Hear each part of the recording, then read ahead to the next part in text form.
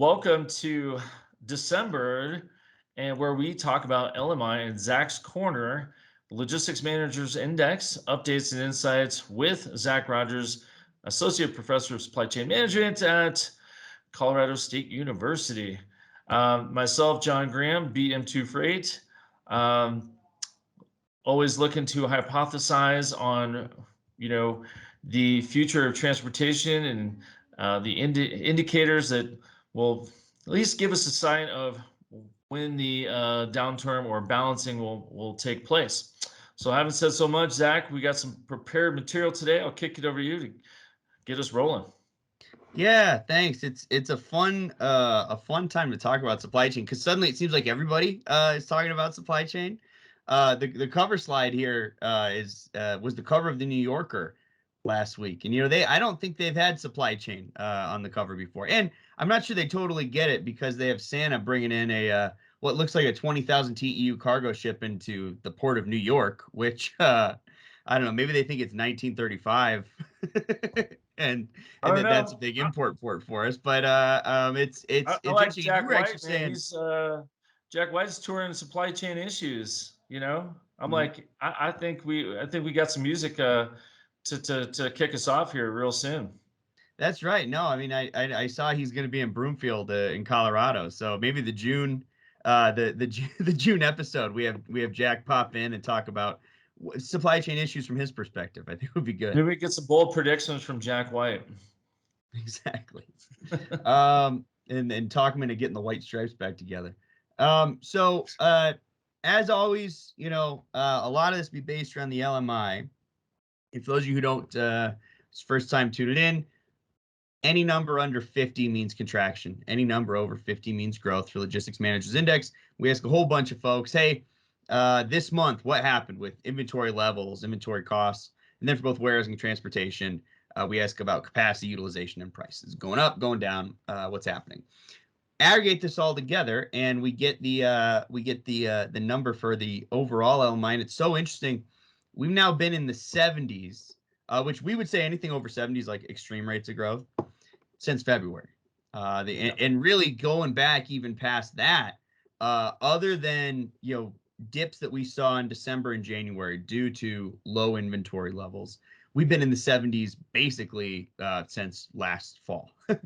And so when we're thinking about, okay, why is suddenly supply chain on the cover of New Yorker? It's because of this. It's because they've been running at 1,000 miles an hour, and suddenly everybody's realizing how much work supply chains do to keep everything afloat.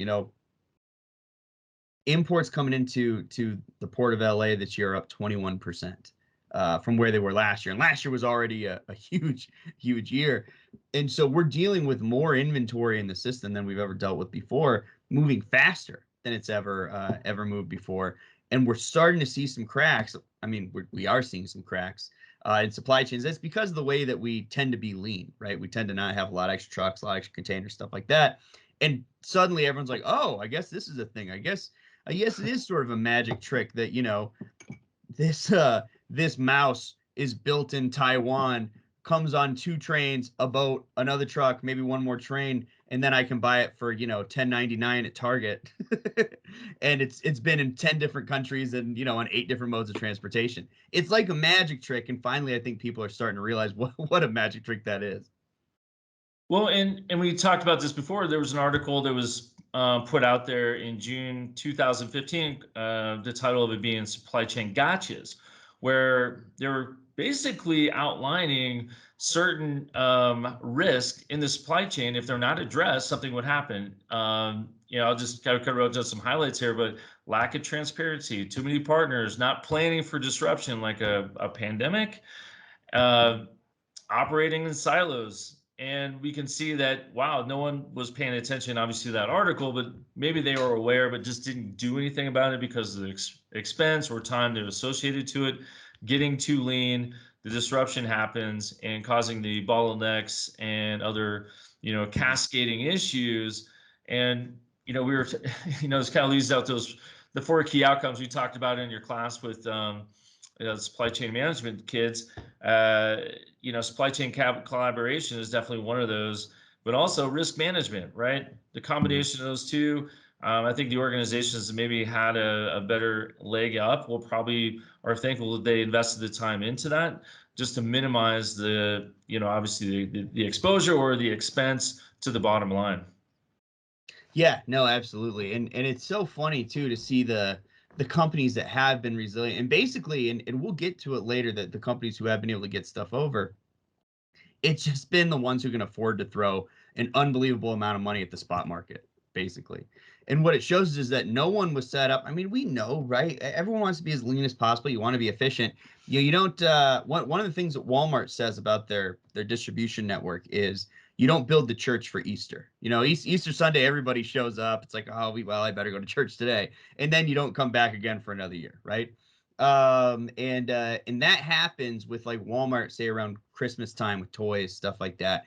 And so they're actually, in a normal year, they usually contract out hundreds of thousands of actually it's over 1 million, I think, in 2019. Last number I saw, they contracted out over 1 million additional square feet of shared warehousing space through like Flex or something like one of those kind of B2B platforms. And it's just to move stuff really close and then they pull back, right? And so that's even in normal times, right? We're keeping everything as lean as possible. And now we go to this year, and consumer spending is going to be up between 8 and 10.5% in November and December, and it's just madness basically. And it really does show, I think, some of the fragility of the JIT system that everybody's been doing for the last 20 years. Yeah, So like I said, I like the word gotcha. mhm. Well, you can save money today, but Yep. man, right, if you're not preparing for, disruption, whatever that form may be, right, you're definitely going to be, a major at risk. No, I And mean, it turns out that all these big retailers and stuff are essentially like people who've been driving around without insurance. Like it's okay. Like if nothing bad happens, you can save some money not having insurance. But then when something bad does happen, it's crunch time, and well, that's I got a that's I think great what we're seeing. teaser. I got a great teaser for you. I wrote an article called um, "Double Brokerage and What Brokers Won't Tell You or Don't Tell You." Mm. And it really goes into that specifically, more or less, hey, you need to be asking the questions. And, when everybody's scrambling in the spot market to find capacity in the last minute, they may be not doing their due diligence and just being, yes, I'll take that truck and owner. Meanwhile, if there's no insurance, no authority, and something happens, right? Heaven forbid something does happen, right? But when tragedy happens, there's no lack of injury lawyer billboards out there from my Right. perspective. And, having uninsured leaves you, obviously, unprotected, right? And again, Yeah. I'm not going to get into the details of the article, but very time and place, right? Make sure you're doing Yep. the right things. Let's say a trucking company knows they know their business, they know their preventative maintenance, they know how to, manage their drivers, pay their drivers, make sure, they have what they need to be successful. But are they really, if they're brokering out, trying to start a brokerage arm because they don't have the capacity, but hey, maybe we can make some short-term money by doing some brokerage. Are they doing it the right way? Are they contracting and making sure the insurance is up to date? But we've seen, scenarios where people will forge insurance documents, Right. right? Just change the date. So, this is just an example we're doing. We're actually physically calling the insurance carrier to make sure that it's valid. And Zach, you'll love this. I went bird hunting in Nebraska. I'm out I-80 and I get cut off by an Amazon trailer, right? Hmm. Okay, no big deal. But what caught my eye was the tractor pulling it was a leased truck. And the first thing that came to my mind was, to your point, which made me think of it, was, is that driver insured? Yeah. Right. Right? Here you have a leased piece of equipment pulling someone else's trailer and, going 80 miles an hour down, I-80, right? So, Mhm. you have to ask yourself, right, okay, what is going on with that, right? It made my logistical mind just, spike. It's kind of Yeah. like seeing that abandoned trailer coming through, the border in Nevada, Utah, Arizona, where it's like complete dead zone for GPS, what do they call it, geofencing. You're like, okay, Yeah. well, there's an abandoned trailer that, guarantee there was some theft there or otherwise, right? Right. I'm gonna be driving through that canyon, by the way. I think in about a week on my way down to Vegas for Christmas with my wife's family. So take a photo of the trailer number, man. Maybe someone may be looking for that. That'd be like the ultimate good Samaritan. Out there Yeah, on the roads. see, that would be 10 hours into the drive, so probably I won't. But maybe if I see it, I'll take a picture quickly. Another thing you talked about too, I know I'm kind of totally taking over here, but the death of the backhaul, right? We were talking about spot market.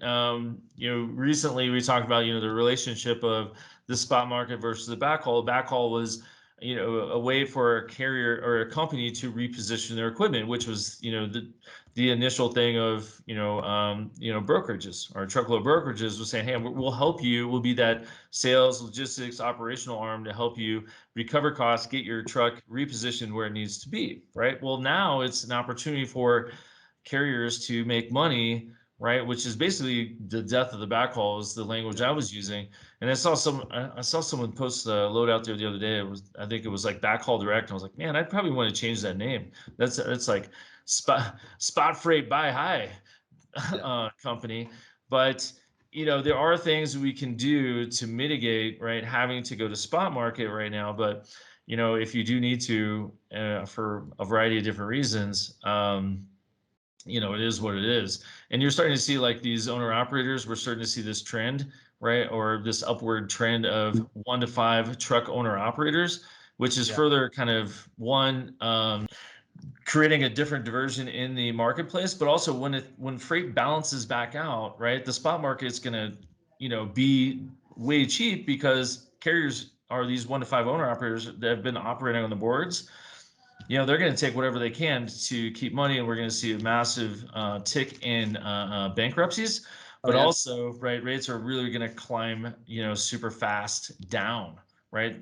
They'll be kind of like now, right, where we're like, is there ever going to be a ceiling to this? Right? Are we going to ask ourselves, is there ever going to be a floor to rates? Which, again, why does someone like myself and other, truckload transportation buyers of, focus, come into Zach's Corner and look at LMI. This is the exact stuff we're looking for. This is the secret sauce. Right. Well, yeah, and it's funny, I mean, you get that sort of hog cycle with bringing stuff online, bringing it offline, and in 2019, I think we saw 640 bankruptcies of just like you're talking about these little kind of fleets. And then we get to 2020 and suddenly we need more than we've ever needed. So, we had that real high in 2018, right after the tax break happened, the consumer economy was just red hot.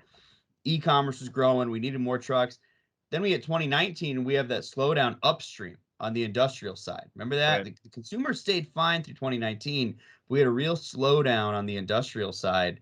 And now both of them are back. And one of the things I think is a little different maybe about, say, this spike than the 2018 spike is that it's been hot on both sides, right? It's been industrial and consumer, upstream and downstream, have both been really, really heated up. And even when the consumer slows down, and I would think the consumer will slow down a little bit at some point. I mean, it can't stay on this, or at least plateau a little bit. It can't stay at this growth rate.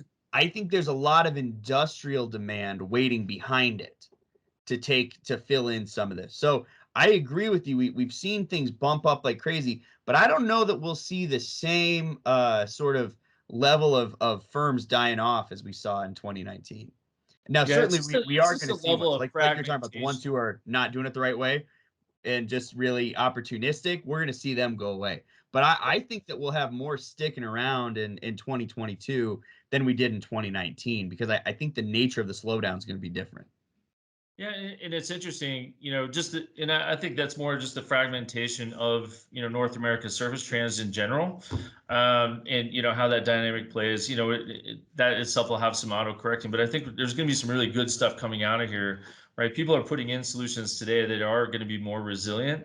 Now, are everybody looking for the lowest cost savings for a solution today? Well, I mean, you get what you kind of pay for, right? That's great if you can afford to, but not every organization, getting, again, product to the end consumer. And I know this is gonna be really interesting when we get to your e-commerce, section.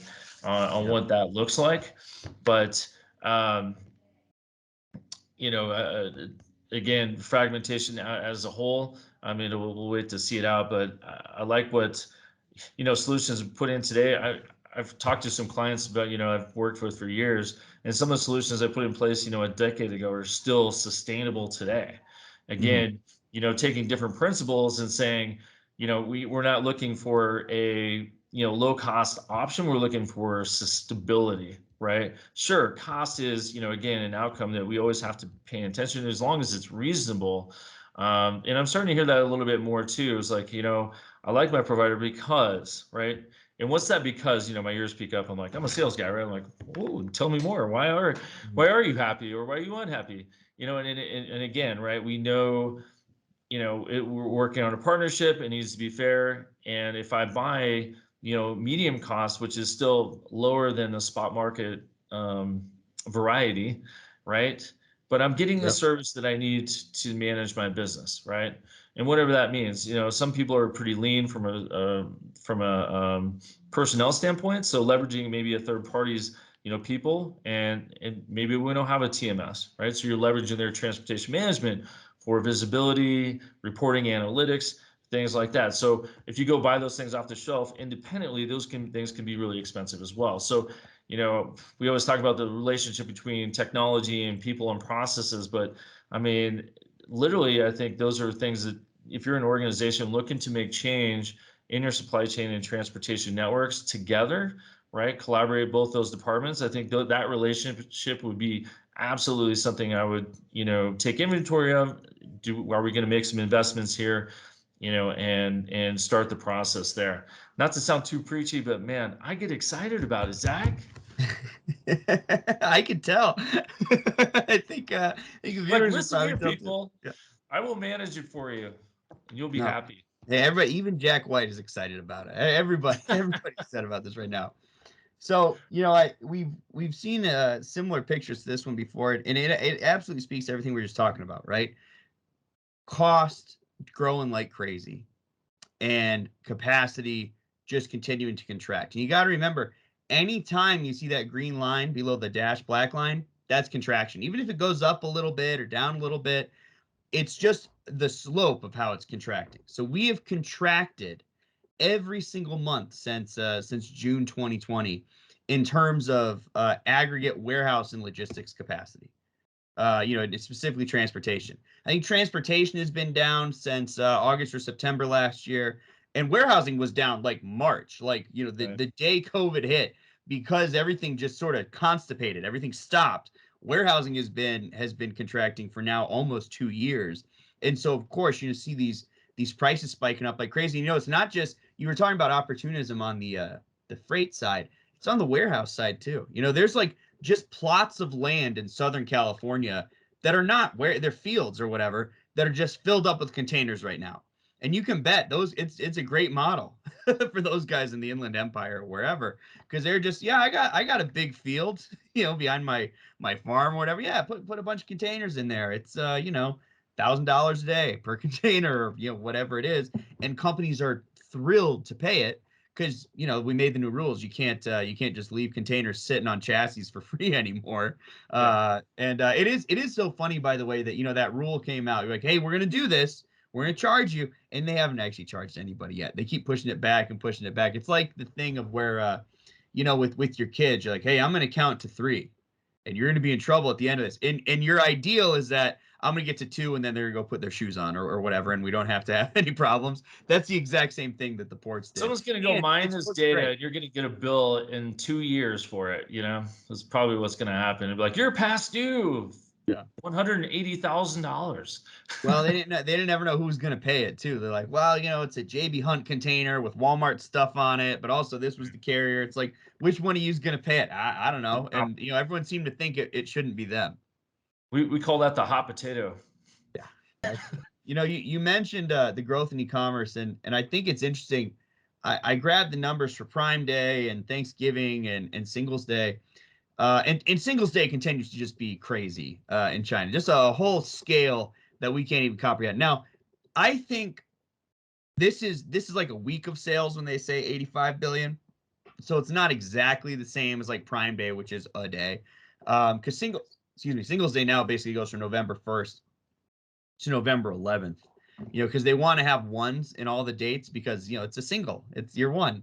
Also, the 11/11 is supposed to look like the branches of a barren tree with no fruit or leaves, which is, I guess, what you are if you don't have a girlfriend. So why don't you go buy yourself a TV or something? That's the message they're trying. So it's interesting though. So that grew, but in the U.S. we actually saw a slight decline over Thanksgiving weekend in terms of total sales.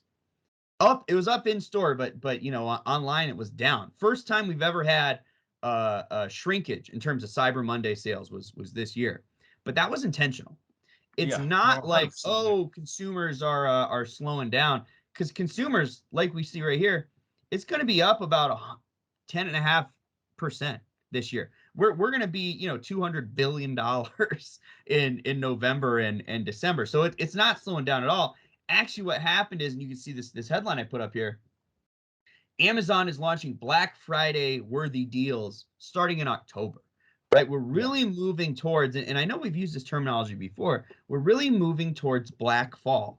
Black Friday as an idea is basically over. The idea that we would have, okay, this is the one day when everybody comes into New York and goes to department stores, we move from red to black. That's over. That's totally done. That's Now not going to move the needle on this data set for no, sure. no, absolutely not, because it's so big now, and just because we've changed, right? Black Friday used to make sense when most of the sales, I mean, all of the sales were okay. The people are their own last mile, right? Your customers are their own last mile network. They will come to the store, right? Or wait in line at Best Buy for starting at midnight after Thanksgiving, go in, get the good Xbox or whatever for 20% off, and leave. When that was the last mile and they drive it home themselves, then that made sense. Now that you are responsible for the last mile, right? Now we got to actually do the last mile ourselves. No one wants that to all be on one day. We want it to happen over 2 months. And so that's why we see this real sort of, slope downwards in terms of the Thanksgiving weekend, right? So that's both Black Friday, Cyber Monday, Cyber Week is what people are calling it now. And so we see this real slowdown, and it's because we're trying to sort of spread it out. Now, that happened out of necessity. That happened because of the graph we just saw a minute ago. We have no capacity. But, companies, unlike people, right? People will, change our patterns during, hard economic times. And then as soon as they're over, we go right back to what we were just doing, what we were doing before, because it's easy and that's what we like. Companies don't do that. Companies take lessons from hard economic times and they apply them forward. So I think we're going to continue to see, even after capacity comes back, right? And we sort of balance back out to where we should be in the freight market and warehouse market. We're going to continue to see, I think, this sort of black fall concept of let's spread demand out and let's not put too much of a tax on our systems. And, because we're going to continue to be to have to manage the last mile ourselves. And so I think we're going to see this continue to happen. Yeah, and I don't think it's a Oh, bad sorry, go ahead. outcome, right? I don't think this is a bad outcome to adopt No? holistically, just to avoid those bottlenecks. And again, you know, uh, spread it out. And thanks to Fox News, because my mom called me, 2 months ago and was Yep. concerned that her grandchildren weren't going to have, gifts because grandma waited till the normal time to buy things on Black Friday, and they didn't make it to, the house on time, right? So again, planning, I think is important at home or anything, but I think it's going to help you alleviate some stress and help companies obviously stay lean, keep inventory, reasonable, right? Which will obviously cause some of these, metrics to come into more balance. But is that the worst thing that can happen, right? For everybody to operate a little bit more efficiently? I guess we'll wait to see. From my perspective, absolutely. Well, The other thing too, I keep thinking about, and I have to ask you before we time out here. So with the amount of trailers being used for warehousing, right? I wonder if it's historically, right, if it's not in the DC and it's in a trailer, right, you don't count it as inventory, or let's say this is an old school thing at the end of the day, right? Like, hey, I don't care if it delivers, just get it off my floor so I can count on, my month's numbers, right? I can't tell you how many times that happened, my career in the early 2000s. But I'm wondering if today, if that inventory is being reported or if it's in transit or how that works. But the thing I like about the inventory being on trailers or just product being on trailers is it's moving inventory, right? It's Right. agile and it can be somewhere. And with, good warehouse and inventory management tools, right, you have great visibility to what's on that trailer. You're not having to hunt and peck, and then you have good, obviously you should probably plan for some, unknowns in there, but for the most part, right, it can be a really, really good way to flex, right, your inventory for, perceived seasons. I talked to Well, a and, carrier and last we week. we saw that early on. We saw that Yeah. last year where intermodal cars were just basically moving warehouses, um, through Right. like last fall and last summer. Now though, there's been so much pressure on the other side on the transportation cost that it hasn't been that cost effective Yeah. as it was like in normal times or certainly as it was at the beginning of the stress. Because like we said, warehouses got hit first, and then transportation followed. Right, transportation capacity didn't really start declining until August last year, whereas warehouses started declining immediately. When Well, it was like let's that say your day, that one organization. day, we were all sitting there. It was a Wednesday night, and suddenly Tom Hanks and Rudy Gobert were sick, and we were like, well, if the center for the Utah Jazz has it, I guess this is real. Let's lock it all down. And so it's Yeah. yes, you're right that you can have that sort of flex space, but right now the flex space is gone. And then, of course, flex space had moved to sitting on the chassis, and now that's gone too. And so now that's why we see these costs going up so crazy like we did Yeah, on the or last space slide. being paramount, right? I need somewhere to put this because I'm hemorrhaging cash otherwise, right? Well, and here's what's funny about it is there is solution, right? Spend a lot of money, but that only applies to some companies. This Yeah. picture is from an article a couple weeks ago. Walmart um, raised up their inventory levels by basically 12% last quarter, and they did it in order to fulfill customer demand. Now, to do that, they had to charter their own ship. They, have their own fleet. Like Walmart spent charting your own ship is not an option for everybody. If you look at who did it, it's like Walmart, Costco, Target, and Coca-Cola. Like those are the four that were able to scrape enough money together to get their own ships over here. Coke, by the way, couldn't even get a container ship. They had some that you would bring commodities over in. So I don't know if it was just a big tanker full of Sprite or what was going on, but and everything was aluminum really. They had to just bring a bunch of it over themselves. But if you're someone like, say, the Gap or Aeropostale or American Eagle, it's kind of the mall stores, right? They didn't do it.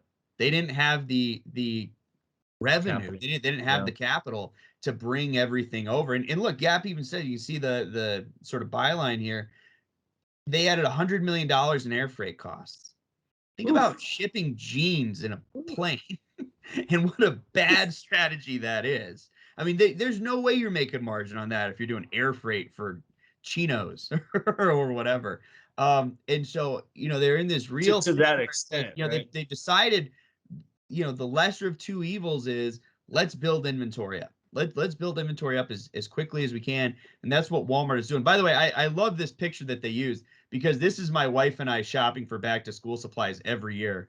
She's got a list and she's grabbing stuff and I'm, kind of hunched over the cart, maybe picking my nose. I can't tell if that's what this guy's doing or not. And I'm like, yeah, I'm helping. Sure, sure, sure. That looks like a fantasy football lineup right there. That looks That like might be, yeah, that might be what's happening right there. He's like, oh man, he's got like a Rays shirt on or something. Oh no, it's Texas maybe, is that what it poor said? guy. Yeah, but yeah, he's Right. he's doing his best. Anyway, so this is kind of the bifurcation we see, and it's interesting. You can really see it upstream and downstream. We break down LMI every month, upstream, downstream, and this month we saw downstream firms, so retailers, the rate of contraction was 9 points faster in terms of warehouse capacity for retailers. Now that's flipped. That's flipped upstream. Upstream, we see it's 14 points higher. So we're talking manufacturers, industrial sector, distributors, wholesalers, folks like that. They have 83, points on transportation utilization growth. That's the highest, I think, transportation utilization number we've ever seen. Basically, what this tells us is upstream, they're looking for every square inch they can to move product downstream into either fulfillment centers or store shelves for retailers. And that's even more clear when we look at how inventory levels moved. It's so funny. Inventory levels are up, right? 63, that's a pretty significant rate of growth. It's about 11 points higher downstream than upstream. In October last month, that was flipped. It was 10.3 points higher for the upstream firms. And so what that tells us is, despite everything we've been writing about, despite supply chain issues tours going across America, supply chains are working. We had a bunch of inventory upstream, and now it's coming downstream. It has really filtered down to customers. And so, yeah, I mean, I think in terms of online, e-commerce platforms saying, either we're out of stock or we're going to be delayed on a delivery. That's up about, 124% from 2019, right? So it is higher than it was, certainly. But it's not as bad as your mom was worried about. It's not as bad. Tell her to stop watching Fox News, man. I mean, next thing you know, she's even taking horse medicine. This is not good for anybody. So, and thinking that, And they're we trying have to our own keep everybody out battles. over We there. all got our And, battles. and so it's, we don't have the big shortages that we thought we were going to have because of supply chains working so quickly, and just because of the tremendous amount of money that's been poured into them. And I think the thing I really like to you talk about is the velocity of it moving through, right, the network, right, the velocity of inventory turning over and refilling. I think that's really kind of gives us the health of really what's going on, right, because it's really not really a metric. It's more like a process. Like, is the process working, and how rapidly is it working, right? Kind of gives us that kind of feel of, okay, there's an amazing amount of tonnage out there, right? Yeah. We Well, the need more fact that we drivers, we have need more 21% equipment. more inventory has come through the country this year. Yeah. And yet inventory levels have never gotten above 60 in terms of growth. Like, we never really hit a significant level of growth for inventory because it shows up and then it's gone. Right, And we've exactly. seen a real decoupling of inventory prices and inventory levels, which, if you think about it, those two should go together. Oh, we have more inventory. Inventory goes, inventory price goes up. We have less inventory. Holding costs goes down. But we've seen holding costs, grow in the 80s and 90s all year, and inventory levels grow in the 50s all year. And normally those two, they're tied together at the hip, but it's so far apart because, like you're saying, velocity. We have amazing velocity. There's more volume than we've ever had. And also it's turning over quicker than we've ever seen. So again, supply chains are working great. It's just, they're working better than they've ever had before. It's just that it's not enough because It's the consumer back demand order is so scenario. much Like, further stuff may ahead. already be sold, right? It just needs to be Yeah. handled, right? It's just already sold. It just needs to be handled and delivered to the customer. So that's even a more interesting part, right? And then you're talking about optimization. What's the most cost-effective way to deliver this to the end customer that's already paid, right? So again, you're kind of further delaying the package, but that person was already willing to wait, right? So I think that's a smart choice for that retailer or that organization to make, right, to be healthy, right? Yeah. Where can we save money? To be realistic, 100 million in air freight probably is not the best, probably not the best Yeah, decision. that's not a real sustainable solution for the gap. Right? People are starting to get used to being back order, right? You're starting to have that feel. I think, I've been waiting for my Alan Parsons Project LP for, I don't know, several months now.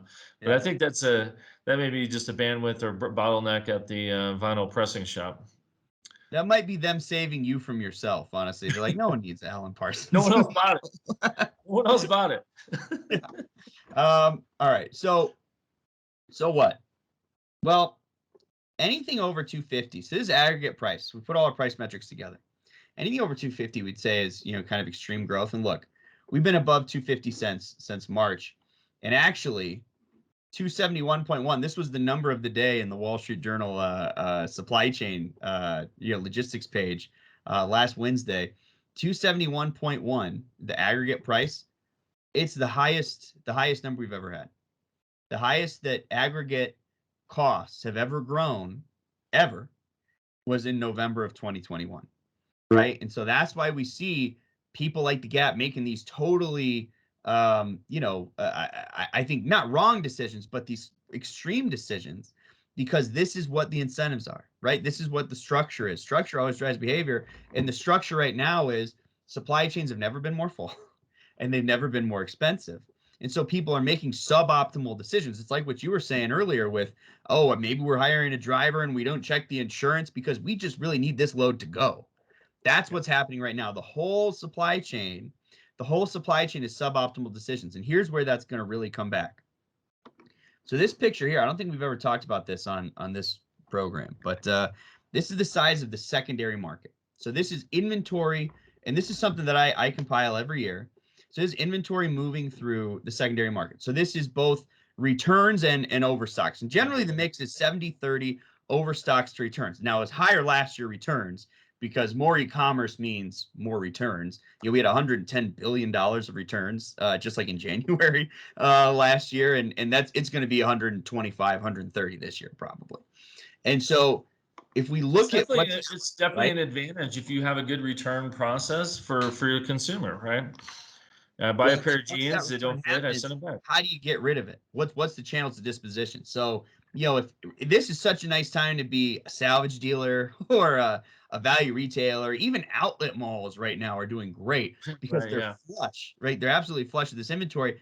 And we got to think about this on the freight side, right? Think about this on the freight side. It's not going to be the normal, hey, we're getting after December 20th, everyone can take a break, even though we all I think should take a break.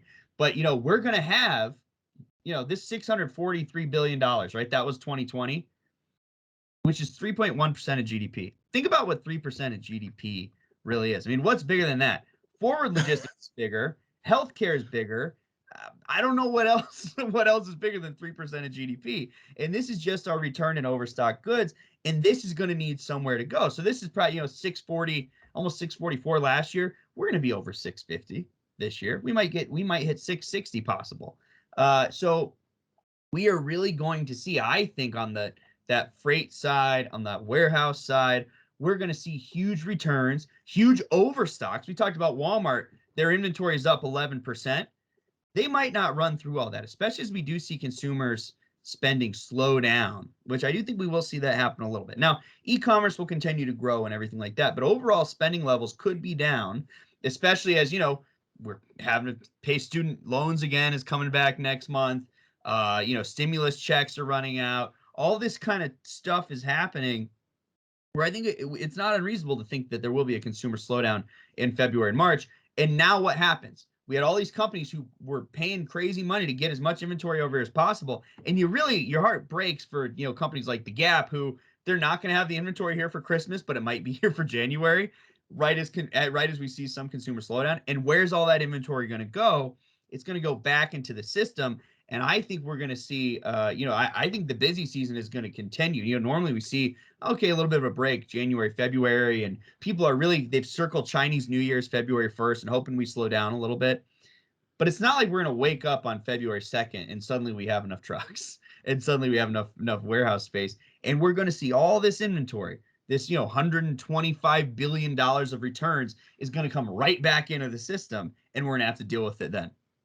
That sounds like the classic bullwhip effect right there. It is that, yeah, absolutely. I can tell you paid attention to your supply chain classes. That is the bullwhip effect. Yeah, no, absolutely. This is the epitome of it. And predictably so, right? Like predictably so.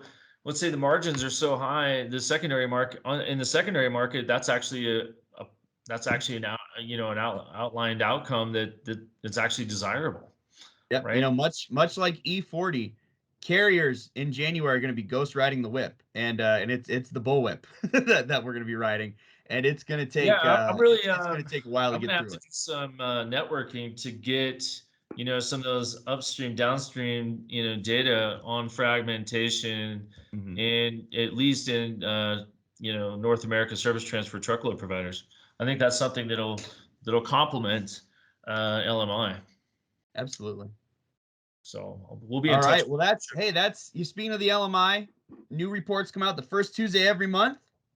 So in January, that'll be that. I think January's got January 4th will be the next one, and we'll see what happened during December and if there was our sort of traditional slowdown, or if it went back up. Normally we drop in December every year from November, but it's going to be interesting to see, did we have to keep pushing right up to the last second, especially spreading out Black Fall, spreading out shopping? I don't know. It'll be fascinating to see what the December report holds. Yeah, see what indicators are going to give us some assumptions on potentially, when change will happen or balancing will happen in any one of those indicators. But holistically, as supply chain in North America. Also, what companies did well, right? I feel like, we were talking about fantasy football draft, they always give you like a grade A to B to C minus, whatever it is. But what companies, did it right, and what model was that? I'd love to. I'm excited to kind of see how that all plays out as well.